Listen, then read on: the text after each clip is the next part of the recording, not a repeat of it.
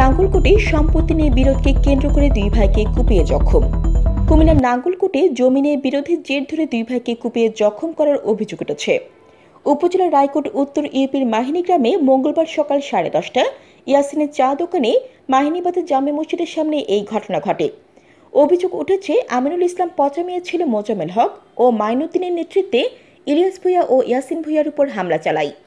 তাদের হামলায় আহতরা হলেন মাহিনী গ্রামের ভূঁইয়াবাড়ির ইলিয়াস ভূঁইয়া ও ইয়াসিন ভূঁইয়া। জানা যায়, মোজাম্মেল হক গংরা ইলিয়াস ভূঁইয়ার বাড়ির জায়গার উপর সম্প্রতি জোরপূর্বক বিল্ডিং নির্মাণ করে। এ নিয়ে কথা বললে তাদের সাথে ঝগড়া বিবাদ লেগেই থাকত।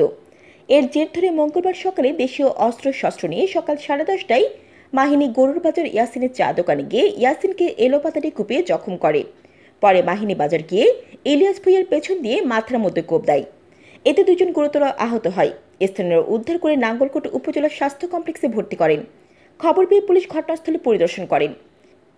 এ নিউজ 24 টিভি। নাস্তা খাইতাম যাই, আমার কাছে আমার ভাই বড়টা ফোন করছে। উনি বড়টার নাম হলো যাই ইয়াসিন ভূঁইয়া। তো উনি মাইনি গরু বাজারে দোকান করে। তো ওনারের দোকানে যাই হামলা করছে। ওনারে একটা কূপ দিয়ে এরপরে সে এদিকে চলিয়েছে। একটা ব্যাগ আছে কাঁধে, এই যে ছেলেটা, আর একটা তার বড় ভাই আছে মাইনুদ্দিন। যেটা কোবাইছে এটার নাম হলো যে মোজাম্মেল, আর লগে হলো ওনার ভাই মাইনুদ্দিন।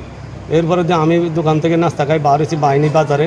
দোকান থেকে বার হই এরপরে দিয়ে বার হয়েছি, আর আমার লাগল ফাইয়ে অতর্কিতভাবে আমি কিছু বুঝে উঠবার আগে আমার পিছন থেকে একটা কূপ দিছে। কূপ দিয়ে লাতি কুসাব, এরপরে দিয়ে আপনার একটা তালা আসিল, ওই তালা দিয়া এরপরে দিয়ে বিভিন্ন জায়গায় শরীরে বিভিন্ন জায়গায় আঘাত করে। এমন অবস্থা আমি তো অজ্ঞান হয়ে গেছি। এমন অবস্থা এরপরে কে বা কারা ফোন করছে, থানাতে পুলিশ গেছে। এইটুকুকে আমার ঘটতে পারে।